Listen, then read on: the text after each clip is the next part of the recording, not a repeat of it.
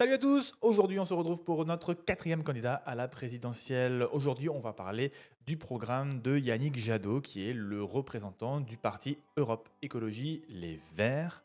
Je rappelle également que la grille de lecture que j'utilise dans ces vidéos-là comporte très précisément sur la partie énergétique des programmes des différents candidats.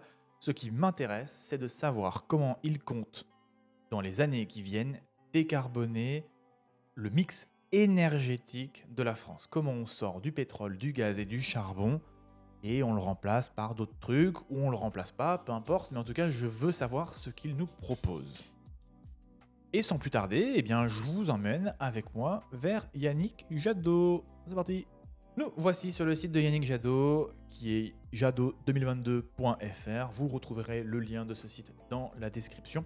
Et on va tout de suite sur la partie de son programme, donc découvrir son programme, bien évidemment. Tadadam. Et on va bien sûr sur la version complète de son programme. Nous avons un PDF de 130 pages. On peut déjà le comparer avec Anne Hidalgo qui n'en avait que 44. C'est forcément mieux. On démarre avec le grand 1 qui va reprendre un peu toutes les thématiques que j'ai envie d'aborder. Pour le climat et notre souveraineté, choisir les énergies renouvelables. Alors pour le climat, je suis d'accord, puisque les énergies renouvelables, peu d'émissions de carbone, de CO2. Mais alors notre souveraineté, pas en l'état. Autant la critique sur on importe de l'uranium pour nos centrales nucléaires, donc on n'est pas souverain, on est dépendant des pays qui nous le vendent, c'est vrai. On importe notre pétrole, on importe notre gaz, donc on est aussi dépendant sur les énergies fossiles, c'est vrai également. Et donc pour les énergies renouvelables, c'est la même chose en fait. Les éoliennes on les produit pas, les panneaux solaires on les produit pas, on est obligé de les acheter à des pays qui veulent bien nous les vendre. Ok, une fois qu'ils sont installés en France, on peut les exploiter.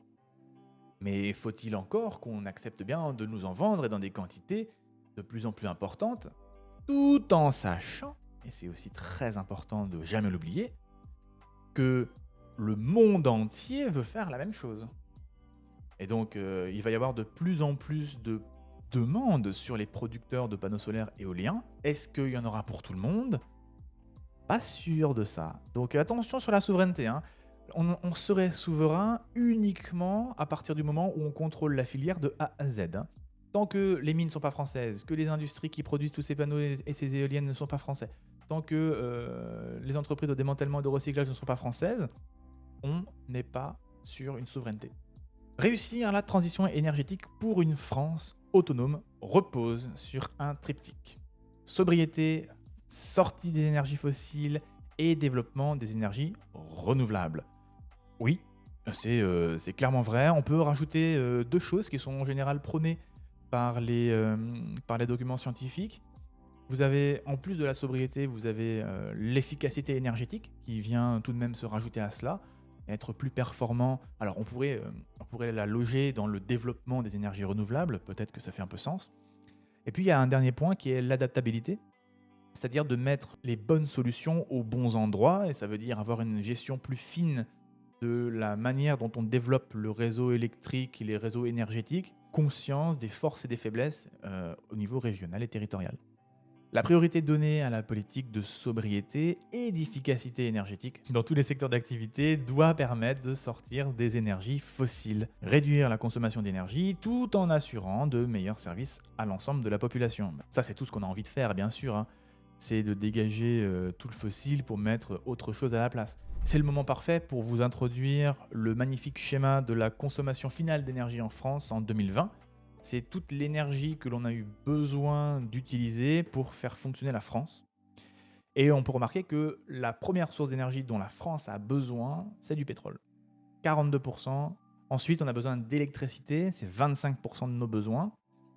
Et c'est bien dans cette électricité que l'on va retrouver le fameux mix électrique, où on retrouve 70% de nucléaire, 12% d'hydroélectricité, 7% d'éolien, 6% de gaz, 3% de solaire, de la bioénergie, du charbon et un peu de fioul. Donc ça compose notre mix électrique. Et ensuite, on retrouve encore du gaz dans le mix énergétique total. C'est 20% de nos besoins. On a de la chaleur, on a également du bois et un petit peu de charbon. Voilà, ça c'est ce qui compose les besoins énergétiques français. Donc, vous voyez que la première chose dont on a besoin de se débarrasser, si on est sérieux sur le changement climatique et qu'on veut réduire nos émissions de gaz à effet de serre, c'est bien l'objectif que, en tout cas pour moi, qui est le plus important, il faut se débarrasser de nos 42% de pétrole et de nos 20% de gaz. C'est ça dont il faut se débarrasser. Et c'est bien tout le cœur du problème, et c'est pas facile du tout. Il faut bien se rendre compte que toute notre société, elle s'est construite décennie après décennie sur l'approvisionnement et l'abondance d'énergie fossile, notamment le pétrole. Et donc, on peut l'observer, on le voit bien autour de nous. Tout ce que l'on fait, à un moment ou à un autre, a nécessité du pétrole dans son cycle de vie. On en est hyper dépendant. Et ça nous rend d'autant plus la tâche complexe de sortir de cette énergie fossile. C'est une plaie. Donc c'est loin, très très très très très loin d'être facile. Voilà, ça c'est mon petit laïus, on peut reprendre Yannick Jadot. Point suivant, nous assurerons une électricité 100% renouvelable. Nous atteindrons l'objectif de production de 60 TWh par 12 000 éoliennes en 2027. Nous installerons pour cela 3000 mâts d'éoliennes supplémentaires d'ici à la fin du quinquennat, en tenant compte des paysages et de la biodiversité et en veillant à une répartition équitable, évitant l'effet de saturation dans certains territoires. Un plan de remplacement des éoliennes existantes sera déployé pour augmenter la puissance des éoliennes déjà en place et limiter le nombre de nouvelles installations. Nous pourrons compter sur 7 parcs éoliens en mer qui sont programmés d'ici 2028 et sur le développement de l'éolien flottant. Alors, sur la partie de l'éolien, c'est cool parce que enfin j'ai des chiffres. Merci, merci Yannick Jadot et son équipe. Donc, il nous propose une production de 60 TWh pour 12 000 éoliennes. Alors, moi j'ai la production d'électricité en France, hop, ici. Vous avez donc un graphique qui vient de RTE, donc qui est le réseau de transport de l'électricité en France. Et vous avez l'évolution de l'électricité entre 2017 et 2021. Et vous avez pour chaque année le découpage de l'approvisionnement électrique et les quantités. Et les quantités en térawattheure, bien sûr. Donc vous voyez par exemple que pour 2021, l'éolien avait réussi à produire 36,8 TWh.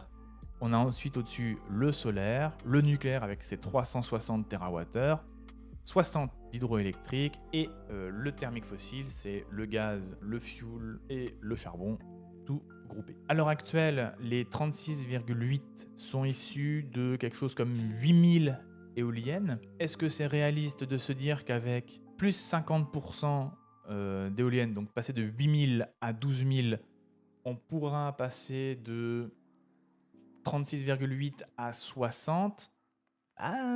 Pourquoi pas en vrai, hein, ça fait à peu près sens. Si on rajoute 50%, bien là on va tabler sur du 50 et des patates. Et en plus, il le précise, il veut remplacer les éoliennes existantes par des éoliennes plus puissantes. Donc finalement, ça a l'air plutôt réaliste par rapport aux données que l'on a déjà actuellement. Nous installerons 25 gigawatts en plus de photovoltaïque d'ici 2027, soit environ 340 km² sur toiture et par ombrière sur parking grâce à l'extension de l'obligation de réaliser des dispositifs de production d'énergie renouvelable aux bâtiments industriels, commerciaux et parkings existants. Alors là, c'est pas cool, hein. On passe de térawattheure à du coup des gigawatts. Donc là, on est sur une puissance, il va installer 25 gigawatts de puissance. Ça représente 2 fois le parc solaire déjà installé. On doit avoir installé 13 gigawatts de puissance solaire à l'heure actuelle sur tout le territoire français. Donc il veut rajouter à ces 13 plus 25.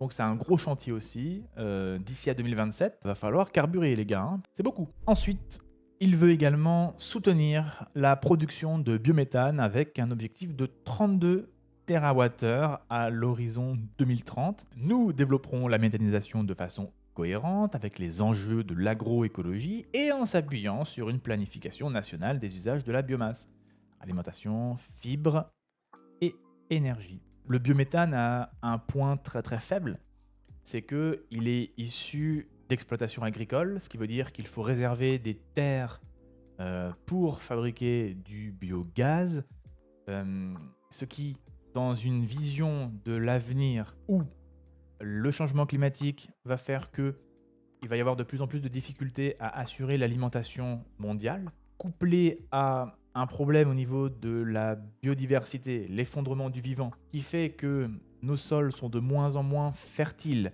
vont encore ajouter en plus une pression sur nos capacités à produire beaucoup de nourriture.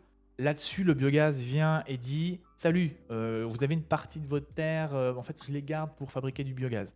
Donc, c'est quelque chose qui peut se faire, qui, si on a la possibilité de le faire, il faut le faire, mais ça ne sera jamais, pour toutes les raisons que j'ai précisées juste avant, ça ne sera jamais une solution déployable à très large échelle. Donc, si on peut faire 32 TWh, ok, pourquoi pas.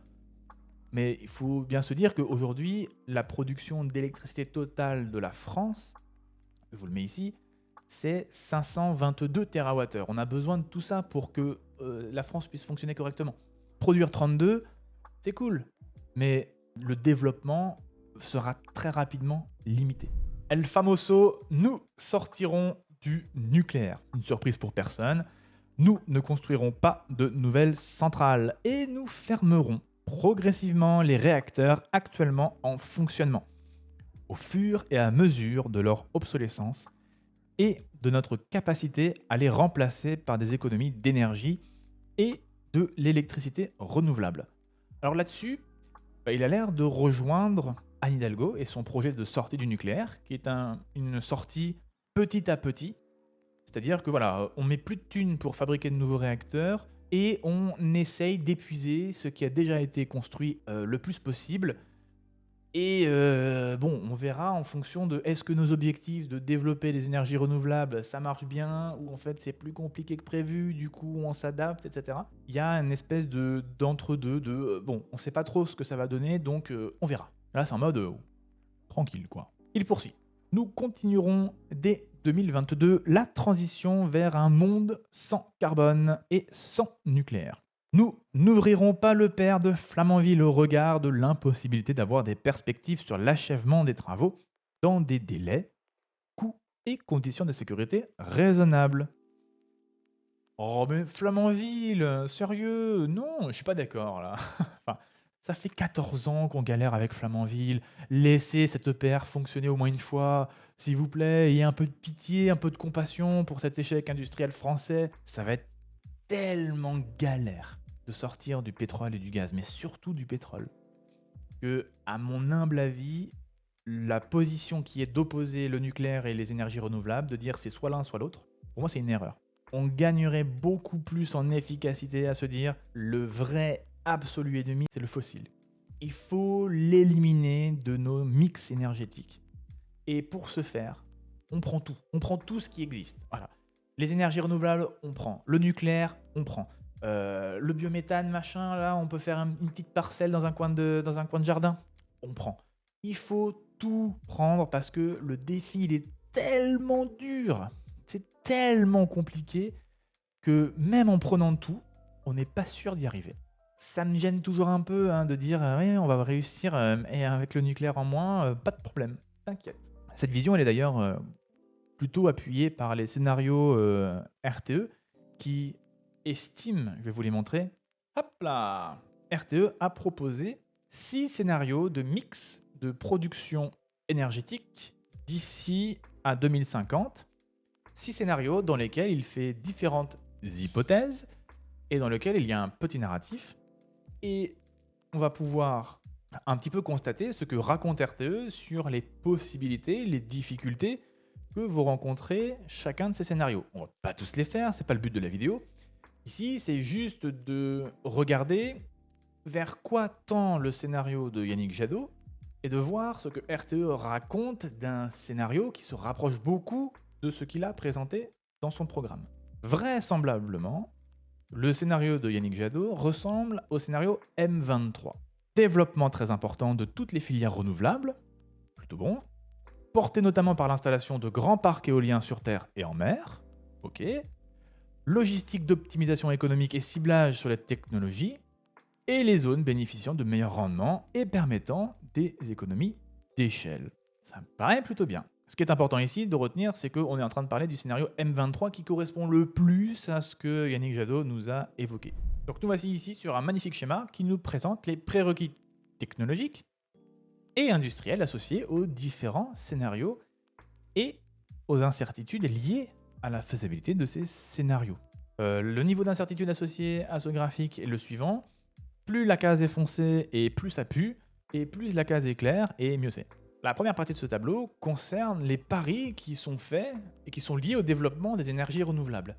Il faut jamais oublier que les énergies renouvelables, aujourd'hui en 2022, la plupart d'entre elles sont encore à des stades de prototype en laboratoire, donc même pas mis sur le terrain. Une autre part de ces énergies renouvelables sont testées, mais à l'échelle d'embryons, de une ou deux installations, ci et là, pour voir comment ça se comporte en conditions réelles, etc. Mais la réalité, c'est que l'immense majorité de la technologie des énergies renouvelables est encore balbutiante. Et donc, forcément, se dire qu'en 2050, tout notre approvisionnement électrique et même énergétique, du coup, sera basé sur des technologies qui aujourd'hui ne sont pas encore développées complètement, ça comporte une grosse prise de risque, c'est ce qu'on appelle des paris. Et c'est ce qui est représenté dans ce document. Pour le scénario M23, les 3 points les plus problématiques sont accélérer fortement les rythmes de déploiement des énergies renouvelables terrestres. Installer plein d'éoliennes ou de panneaux solaires partout, la population va peut-être pas vouloir. Développer, raccorder de nouvelles énergies marines, les éoliens flottants, etc. Pareil, ça c'est aussi très théorique. Dernier point que je traite de ce schéma, c'est compenser la variabilité des énergies renouvelables par des moyens de flexibilité adaptés. Ça fait grandement référence au système de stockage de l'électricité produite par les éoliennes et les panneaux solaires, qui est une immense question pour la stabilité du réseau, pour sa sécurité. C'est un problème qui n'est pas du tout abordé dans le programme de Yannick Jadot, et c'est un problème qui est directement adressé dans ce document RTE comme étant un problème majeur et un pari sur l'avenir à l'heure actuelle parce que les technologies de stockage de l'électricité sont encore balbutiantes et on ne sait pas si on aura de quoi répondre à ce défi dès 2050. Donc, gros point d'interrogation, c'est un gros pari fait sur l'avenir, peut-être que ça marchera, et peut-être pas. Fin de la parenthèse, mais qui était, je le trouve, extrêmement importante. Le logement, ne plus transiger entre le bien vivre chez soi et le climat. Je vais passer rapidement sur la question du logement parce que c'est vraiment quelque chose qui se retrouve dans beaucoup de programmes politiques. Ils vont tous se répéter globalement les uns les autres. Le logement, c'est assez évident. Ça concerne directement chaque Français puisque c'est les factures de chauffage. Donc forcément, c'est un sujet extrêmement préoccupant qui touche le pouvoir d'achat tout de suite. Donc tous les politiques s'en emparent. Donc ça va être très très bien couvert. Il ne révolutionne pas le truc. Il dit très clairement en finir avec les passoires thermiques. Et voilà, tout ceci sera financé par l'État. Vous avez ici ce que je disais. Nous réduirons de moitié la facture énergétique des logements, donc en créant un vaste service public décentralisé chargé de mettre en œuvre un plan massif de rénovation des logements et des bâtiments de 10 milliards par an pour atteindre une réduction de 50% de la consommation d'énergie. C'est ce que je vous disais, ça impacte le porte-monnaie des Français et tout, donc c'est des mesures très sociales et attendues de la part des gens les plus précaires, et c'est tout à fait légitime. Il enchaîne avec « Nous en finirons avec les passoires thermiques ». Voilà, 5 millions de passoires thermiques seront rénovées complètement en 10 ans, avec aucun reste à charge pour les ménages les plus modestes. Oui, bonjour, ici le moi du futur, le moi qui est en train de monter cette vidéo. Je viens de m'apercevoir en fait que Yannick Jadot, dans son plan sur le logement, il néglige complètement un point qui est pourtant primordial, c'est avec quoi on se chauffe. C'est-à-dire, est-ce qu'il projette de remplacer toute la dépendance du chauffage au fioul et au gaz par autre chose, et qu'est-ce qu'il proposerait? Ça n'apparaît pas dans son programme. Et en fait, c'était tellement évident que je ne l'ai même pas capté en lisant son document. C'est un très gros manque d'informations, parce que c'est un point central dans notre dépendance aux énergies fossiles. Je vous laisse reprendre la vidéo. Dernier point que je vais aborder avec vous, sur le programme de Yannick Jadot, c'est les modes de déplacement qui respectent le climat. Alors, comment est-ce qu'on fait pour sortir de tout ça? Le premier point qui m'intéresse, convertir le parc automobile français du thermique vers l'électrique. Alors, si vous avez vu ma vidéo sur le programme d'Anne Hidalgo, Vous savez que je porte un amour inconsidéré pour les voitures électriques. 1 million de véhicules bénéficieront d'une transformation des moteurs thermiques en moteurs électriques rétrofit pour être convertis en véhicules plus efficaces et moins polluants. Ce dispositif pourra concerner des véhicules particuliers, mais aussi professionnels et des flottes des collectivités. Nous accélérerons la reconversion et l'implantation en France de l'ensemble de la chaîne de valeur de la production de véhicules électriques. Cela contribuera à la modification des chaînes de production et constituera un cap clair donné pour contribuer à la réindustrialisation de la filière automobile en France. Nous doublerons les aides à la reconversion pour accompagner les ménages modestes dans le remplacement de leur véhicule par une voiture électrique. Ce qui me rassure un petit peu, c'est qu'il parle tout de même des véhicules professionnels qui ont tendance à beaucoup rouler et les flottes des collectivités qui sont aussi des véhicules qui roulent beaucoup. Et donc pour ces véhicules-là, ça fait sens de les remplacer par des moteurs électriques. Il faut bien comprendre que les voitures électriques, je ne vais pas refaire un long discours là-dessus parce que j'ai beaucoup parlé des RTE, mais les véhicules électriques, plus ils roulent et plus ils sont rentables. C'est très très très important que en fait, ce soit les véhicules qui font le plus de kilomètres en France qui soient en priorité électrifiés. Quand le véhicule électrique il est fabriqué, il a émis énormément de gaz à effet de serre en plus que le véhicule thermique à fabrication de véhicules équivalentes. Par contre, le véhicule de votre grand-mère qui fait 300 km par an, celui-ci, il faut même pas y toucher en fait. Il faut pas le remplacer par un plus petit véhicule, il faut pas y toucher. Tant pis, on reste avec ce véhicule. Il roule tellement peu que en produire un nouveau pour le remplacer émettra certainement plus de pollution que la fin de vie de ce véhicule. Et le remplacer par un véhicule électrique, c'est encore pire. Donc, la meilleure des choses à faire, c'est juste de faire en sorte que ce véhicule tienne le plus longtemps possible. Autre point sur la mobilité que je voulais aborder avec vous et qui est présent dans le programme de Yannick Jadot et qui fait plein de sens, c'est l'interdiction des lignes aériennes lorsque il y a un équivalent en train. Pas besoin de dire grand-chose. De toute façon, ce qui est assez bien résumé dans ce qu'il raconte. Un voyage en train émet 80 fois moins de CO2 que l'avion. Les vols de moins de 1500 km représentent un quart des émissions du secteur aérien européen et doivent être remplacés par des trains lorsque cela est possible, bien évidemment. Nous supprimerons les vols intérieurs quand il existe une alternative en train de moins de 4 heures et de moins de 6 heures pour les lignes européennes. Ça rejoint quelque chose qui est souvent présenté, qui est que l'aviation pollue énormément pour le service rendu. C'est clair que c'est extrêmement satisfaisant de pouvoir voyager à l'autre bout du monde. Mais encore une fois, là, ici, ce qui est présenté, c'est pas d'interdire l'avion. C'est de se poser la question sur est-ce que vraiment Paris-Lyon en avion, ça présente un intérêt par rapport à prendre le train. C'est un débat qui revient tout le temps sur la table, qui avait été présenté d'ailleurs par la Convention citoyenne pour le climat. Il y a des absurdités au niveau de l'aviation et de ce que l'on en fait. Après, on ne peut pas reprocher aux gens de choisir les solutions les moins chères. Et aujourd'hui, il y a un véritable problème au niveau des prix de l'aviation par rapport à leur impact environnemental. Dans la même veine, on peut également questionner certains usages au niveau de l'aviation. On a vu il n'y a pas si longtemps que ça avec la crise Covid, des avions qui tournaient à vide. Et donc il y a des choses aberrantes qui se passent au niveau du secteur aérien. Et donc il y a pas mal de choses à faire aussi là-dedans pour le rendre plus vertueux et le rendre le plus éco-responsable, le plus durable possible. Parce que l'avion c'est cool quand même.